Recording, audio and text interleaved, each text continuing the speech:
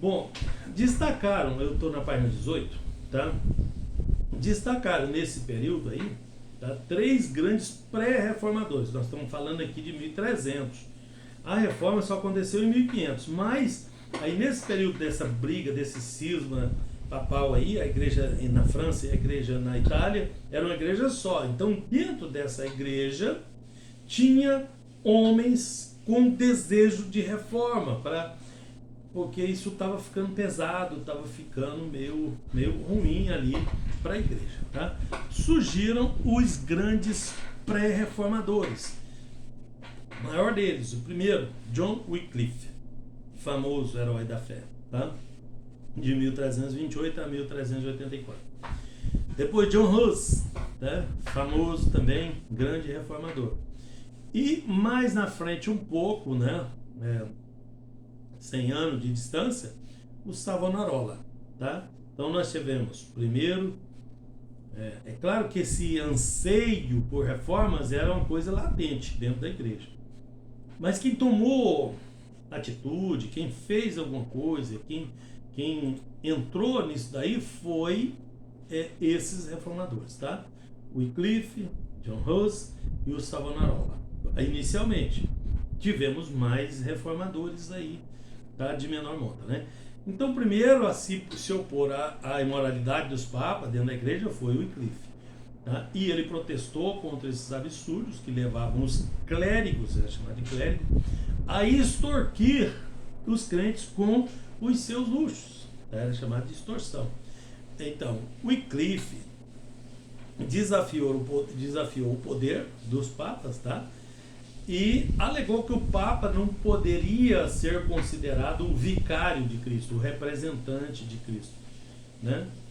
Pois Cristo e não o Papa era diretamente o chefe da igreja. Um dos pontos da reforma foi esse, né? Então, se a gente entender o que aconteceu na reforma, a gente entende o que a história tinha trazido até eles, tá? Os anseios da reforma de 1500, de Lutero, tinha os 5 solas, né? A voltar para os solas, tá? Os 5, depois a gente fala deles mais na frente. E além desses 5, tinha também o sacerdócio universal do crente. Pouca gente fala disso daqui, mas era algo importante, porque a igreja se tornou a mediadora. Como o Papa era o vicário de Cristo, então os outros líderes da igreja, eles eram mediadores, eles eram sacerdotes, eles se tornaram sacerdotes. Eu sempre falo, gente, pastor não é sacerdote, ele não é mediador entre o cristão e Deus. O próprio crente é sacerdote, cada crente é um sacerdote, porque Cristo é o sumo sacerdote e nós somos os sacerdotes. Então o sacerdócio universal do crente foi um dos pontos importantes luteranos da reforma, tá? Por causa disso, porque o Papa era considerado o representante, o mediador. A Bíblia fala em Hebreus que só há um mediador entre Deus e os homens, Jesus Cristo. Ele próprio é o mediador. Então, não temos um vicário, um vigário, tá? Ou um vicário de Cristo, tá? Então, ele puxava para si o direito de se chamar o vicário, o mediador entre a igreja e os crentes. O segundo que se opôs, que tomou atitude, que fez alguma coisa, foi Hus, John Hus, tá? Da igreja romana. Lembre-se que eles são da igreja. Esse aqui, né, foi grande também, né? O Wycliffe era de Oxford, né? A famosa Universidade de Oxford, ela foi criada para teologia, tá? As maiores faculdades do mundo foram criadas para estudar teologia, tá? Depois que foram estabelecendo outros ensinamentos, tá? A igreja era muito forte, poderosa e criou, né, grandes universidades. Depois a gente fala sobre isso também, sobre as maiores do mundo. Elas são de ensinamento, são faculdades, universidades teológicas, tá? Então, de Oxford, não, o Wycliffe enviou sacerdotes para pegar suas ideias, né? E em Boêmia, né, na Boêmia ou em Boêmia, onde as ideias de Wycliffe foram aceitas por John Hus, que era pregador na capela de Belém, tá? Logo que aceitou as ideias de Wycliffe, tá? Hus passou a pregar contra o Papa ser líder da igreja. Aqui na Boêmia já é uma região da Alemanha, ali, né? Que é mais ou menos onde era a Tchecoslováquia, né, aquele racha que teve, a Europa foi reconfigurada mais de uma vez, né? Mas a Boêmia é por ali, tá? E logo então que as ideias de Wycliffe se espalhou, o Hus foi uma das pessoas que encampou as suas ideias e passou a pregar contra o Papa ser o vicário, né, o intercessor, e contra as extorsões e contra os exageros que estavam acontecendo, tá? E se opôs também às doutrinas, né, algumas doutrinas sustentadas pela Igreja Católica para agradar o povo. Tem coisa que não está aí, eu vou acrescentando para vocês, né? Porque nos movimentos contra a reforma, um deles foi colocar aqueles livros apócrifos na Bíblia da igreja que ficou com a igreja romana. Aí a igreja teve o cisma, saiu o protestante por um lado e a igreja romana ficou do outro, e ela queria se sustentar com essas doutrinas. São várias doutrinas, tá? Mas naqueles livros, lá vou citar só uma, naqueles livros apócrifos, tem a doutrina da oração pelos mortos, que não é uma doutrina bíblica, mas que naquele livro apócrifo que foi colocado pela igreja no meio da Bíblia, ele foi colocado lá como parte do movimento contra a reforma, para justificar essa doutrina. E outras doutrinas apócrifas também foram colocadas lá, naqueles livros, para sustentar as doutrinas romanas que vinham sendo pregadas e estavam sendo desafiadas pelos reformadores. Portanto, os reformadores não aceitavam essas doutrinas, e para sustentar isso, a igreja teve essa grande ideia aí, né, de sustentá-las colocando esses livros lá. Bom, após um período que Hus estava pregando e falando contra a igreja, ele foi convidado pelo imperador Sigismundo, tá? Para comparecer a um concílio urgente. Aí era o imperador, né, daquela região lá, e ele tinha que vir no concílio. Ele veio para tratar dessas questões doutrinárias, tá? Mas ele foi enganado. O Sigismundo estava em conluio com os líderes da igreja que queriam matá-lo. Por quê? Porque ele era um herege, né? Foi pego pela Inquisição, né? Pela igreja, que chamava Inquisição, o tribunal da igreja, né? E foi condenado, tá? John Hus foi condenado pela Inquisição. Foi um dos grandes mártires da Inquisição da igreja, foi o Hus, tá? Bom, hoje vocês viram que nós estamos mais históricos, né? Mais pro lado da história, porque a história é importante para formar doutrinas. Eu trabalho com vocês trazendo fundamento teórico, fundamento cristão, tá? E os fundamentos cristãos doutrinários, eles são importantes, tá? E na história a gente vai encontrando os fundamentos. Então, se você olha bem para a história, eu sugiro que vocês leiam atenciosamente esse material que vocês receberam. Combina com o Carnes, que eu já falei, com o Shelley, que está aí também, né?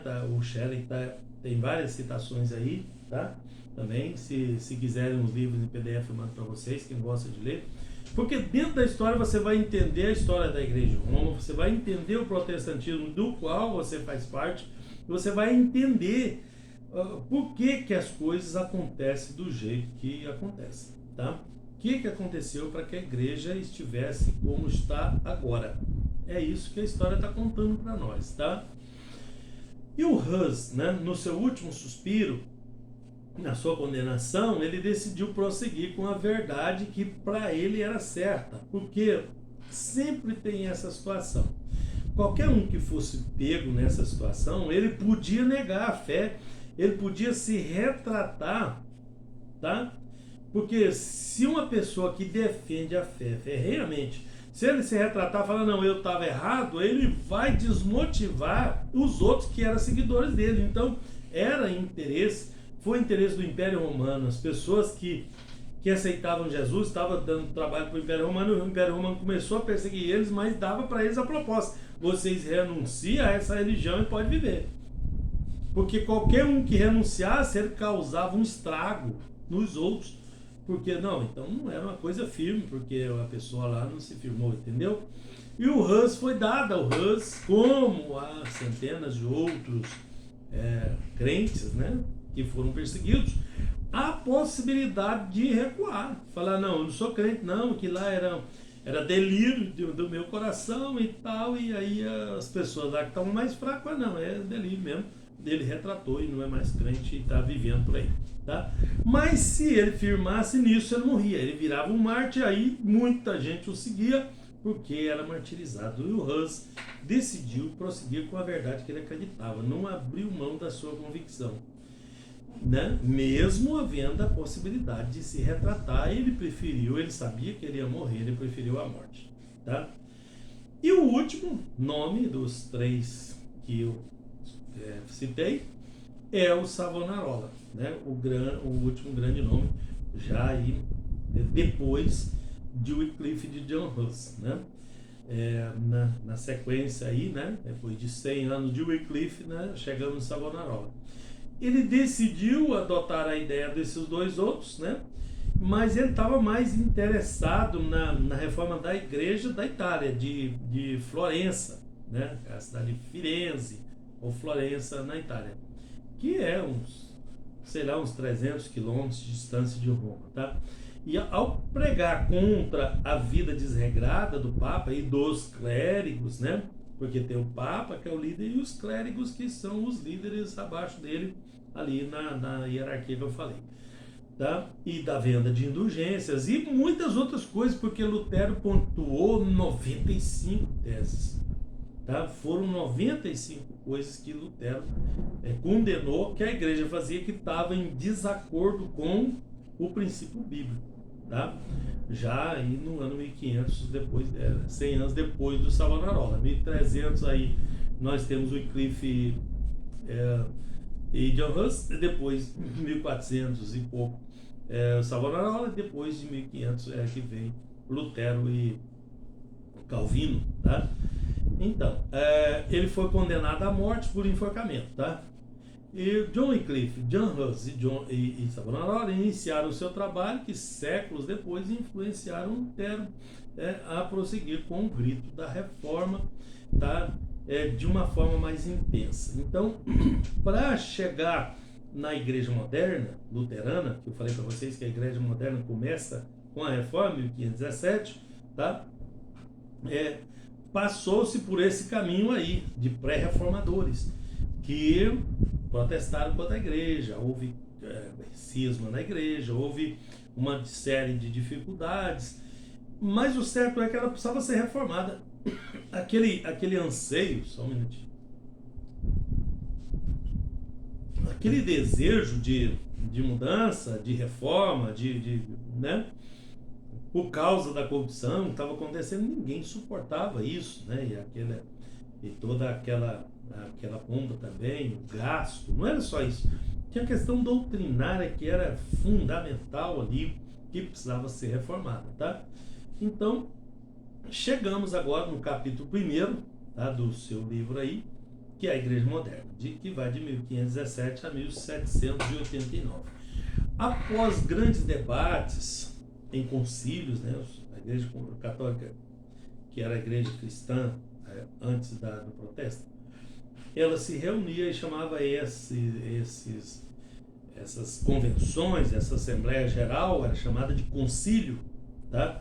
Só o nome que é outro, mas a sistemática é a mesma de que nós temos em uma convenção, em uma Assembleia Geral, tá?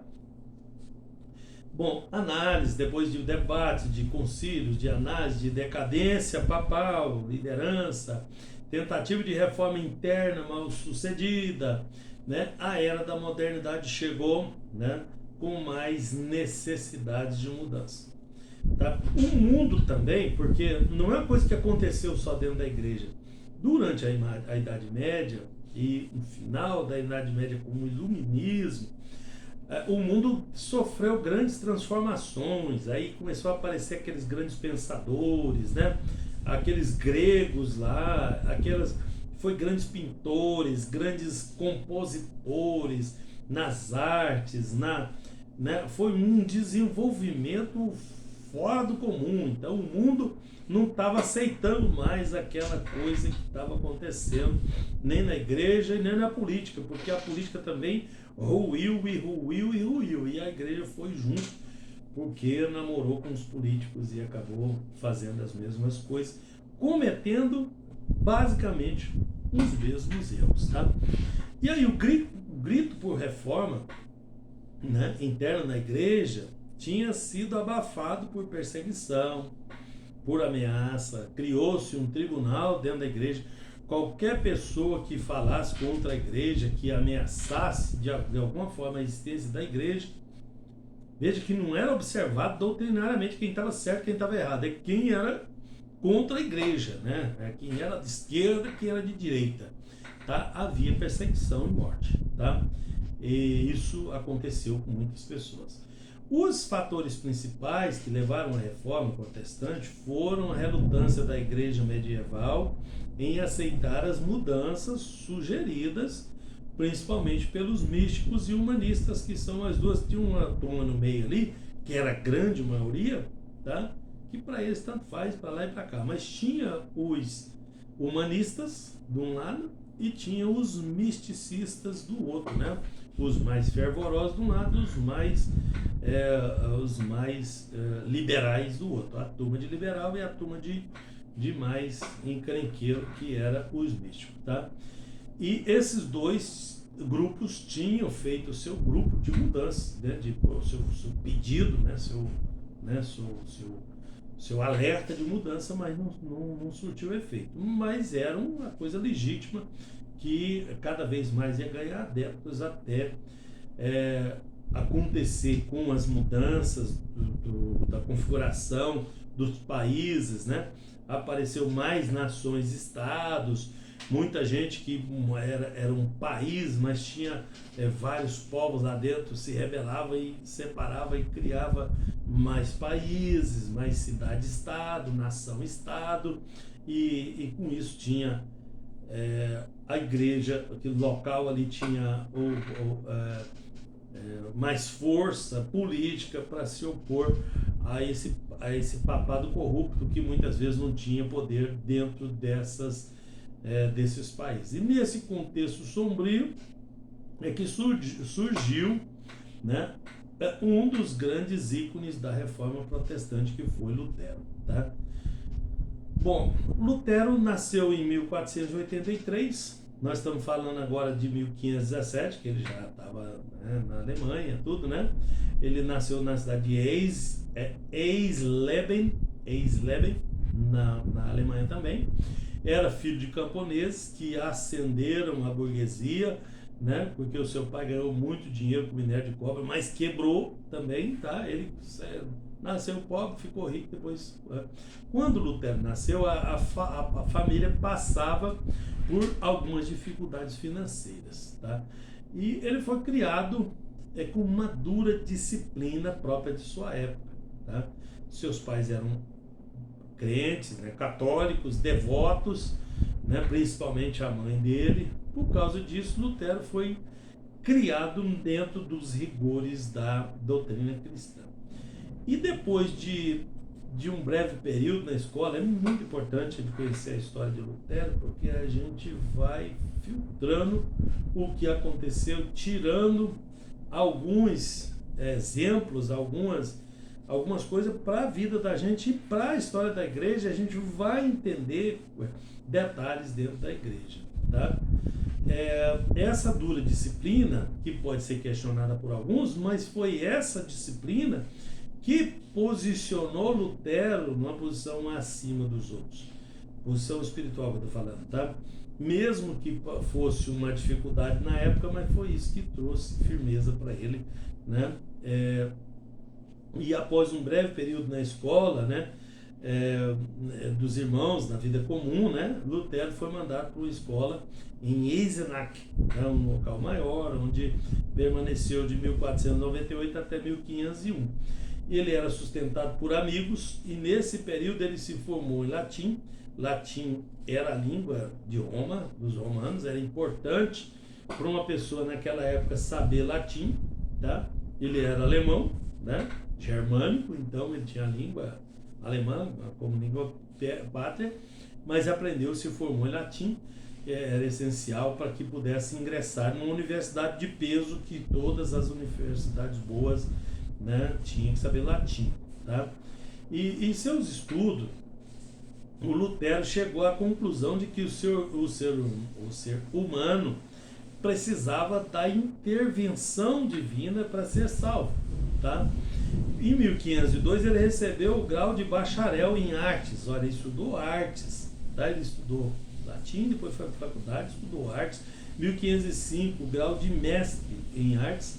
E após a sua formação em artes, lembra que artes naquela época estava em alta, tá? Época de grandes composições, de grandes pintores, de grandes escritores, pensadores, tá? A arte estava lá no alto. E ele estava determinado a estudar direito, tá? E esse também era o desejo do pai dele. Então ele queria estudar, certo, por influência do pai, né? Também por causa do status que isso dava, tá? Mas aconteceu um milagre, uma coisa interessante, né? Ele estava a caminho da casa dele, numa estrada, perto de Erfurt, na Alemanha, tá? Ele estava indo da onde ele estudava para a casa dele, né? No caminho, em Erfurt. Veio uma tempestade, né? E veio ao encontro dele.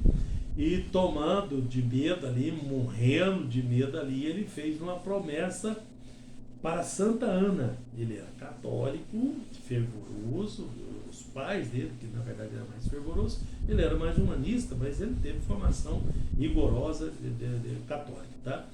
E no aperto a pessoa vai pedir para alguma coisa, né? Pediu para a padroeira dos camponeses lá, a tal da Santa Ana, né? E fez a promessa, né, que se ele fosse livrado da morte, né, daquela tempestade, ele ia se tornar um monge e ia dedicar a sua vida à devoção e à servidão nos mosteiros. Mosteiro era um lugar que eles tinham, era um seminário, uma espécie de seminário bíblico, mas recluso, né? Uma vida separada da sociedade, né? Vivendo ali no sistema de monge, tá? E ele foi livre da morte, não morreu, passou perto de morrer ali, mas foi livre, e aí ele resolveu cumprir a sua promessa que ele tinha feito para a padroeira lá, e a contragosto do seu pai, que queria que ele fosse advogado, né? Ele se tornou monge agustiniano, tá? Em Erfurt, tá? E onde ele estudou teologia, onde ele pegou essa tempestade, né?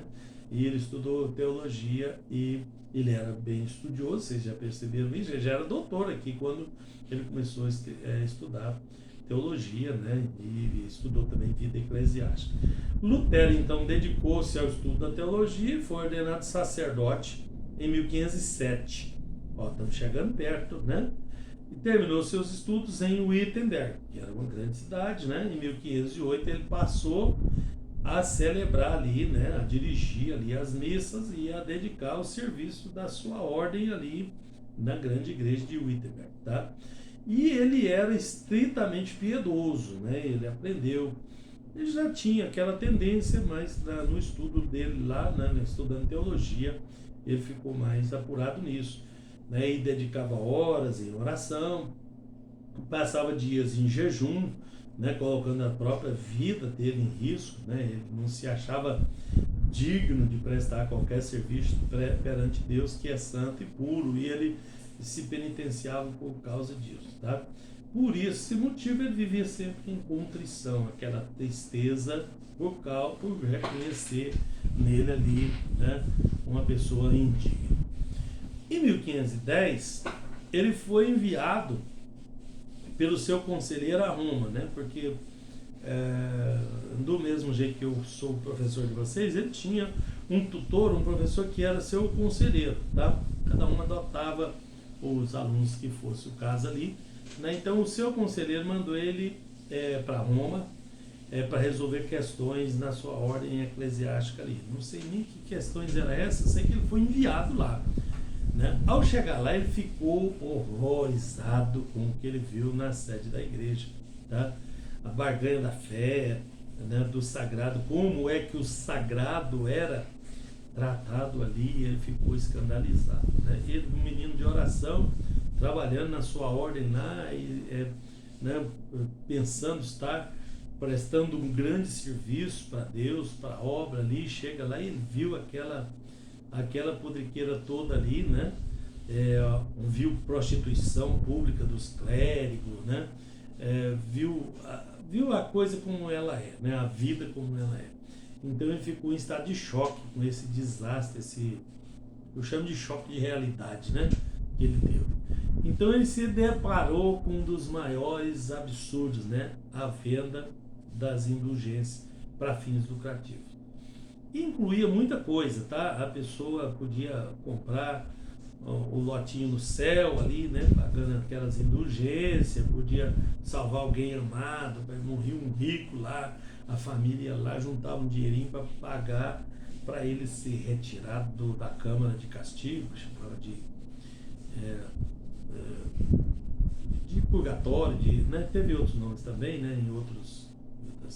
Mas a doutrina principal era essa de que a pessoa ia para um lugar, ficava lá, e se ninguém resgatasse de lá, ele ia, né, seguir em frente aí no seu... Era absurdo doutrinário criado pelo homem, né? E ele estava abismado com isso, né? E que o grande problema foi a doutrina da indulgência, tá? Que do latim é indulgentia, tá? Que provém de indulgio, para ser gentil, tá? É a remissão. Remir é pagar o resgate, é resgate, tá?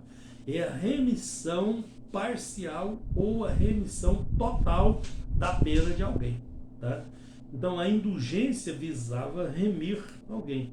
Então fazia o serviço que Jesus fez, nos remiu, nos resgatou. Então você pagava a indulgência, ela te resgatava, porque você era pecador, não era digno de entrar nas regiões celestiais, então, né? E aí tinha lá, né? Era coisa terrível, né? De modo que isso causou muita desgosto a Lutero. Então começou com isso, tá? O Shelley escreve o seguinte: a venda de indulgências, iniciada durante as cruzadas, a época das cruzadas, tá? Continuava sendo uma das fontes favoritas de renda do Papa, tá? Porque dava dinheiro, o negócio estava funcionando e eles mantiveram esse esquema aí.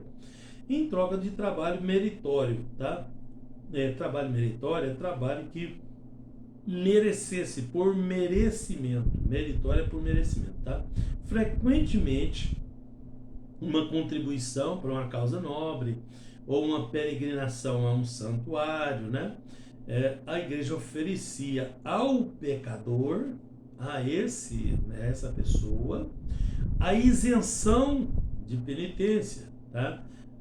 De seus atos, valendo-se de fundos meritórios. Então tinha lá um esquema de autoflagelação, de autocomiseração, onde a pessoa se penitenciava, tá? Para pagar os seus pecados, ele mesmo pagando os seus pecados. Vocês podem até ficar escandalizados com isso daí, mas isso acontece em outras dimensões da igreja de hoje até, tá?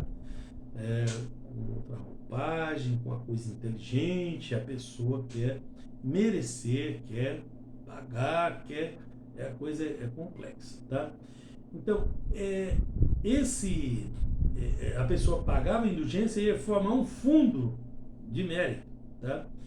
E consistia na graça acumulada pelo sacrifício de Cristo na cruz e nas ações meritórias dos santos. Então acrescentou-se à doutrina da graça do sacrifício na cruz a doutrina da das ações meritórias dos santos. Tinha que ser um negócio bem feito, bem, né? Para que a pessoa confiasse naquilo e acreditasse que aquilo podia prover salvação, podia prover remissão. Olha que absurdo doutrinário. E isso aí foi um outro problema que Lutero, né, acabou tendo que enfrentar. Né? Após presenciar essas perversões todas aí, Lutero começou a ficar incomodado, a ficar perturbado. Né? Ele buscava cada vez mais se aproximar de Deus através dos seus jejuns e até dos seus flagelos. Ele aprendeu isso. Ele não estava certo ainda, ele estava errado, mas ele estava tendo uma ideia de que aquilo ali não era um negócio. Né? Quando ele viu lá em Roma é que ele começou a cair a ficha. O Shelley conta uma coisa interessante. Em 1515, tá? 2 anos antes, enquanto meditava sobre a carta de Paulo aos Romanos, esse grande momento aqui, ó, Lutero deparou-se com as palavras: pois nele se descobre a justiça de Deus pela fé, né? De fé em fé, como está escrito: o justo viverá da fé. 2 anos antes dele pregar lá seu protesto, 2 anos dele pregar o seu protesto, né? Ele descobre na palavra, a palavra fala com ele. Eu falo para vocês, a palavra de Deus é poderosa, tá? Isso está em Romanos capítulo 1, verso 17. E essa palavra poderosa é que mudou o coração dele. Ele já estava escandalizado, ele já estava preparado. A palavra de Deus, ela faz efeito nas pessoas que estão preparadas para ela. E a gente quer identificar quem são as pessoas. Nós não sabemos, né? Quem é que está pronto para a fé. E aqui não depende de mérito, não depende disso, não depende daquilo.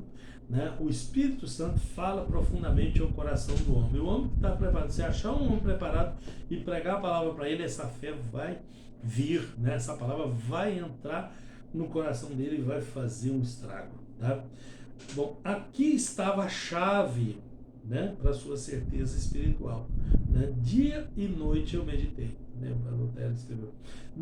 Tem vários escritos de Lutero, tá, gente? Tem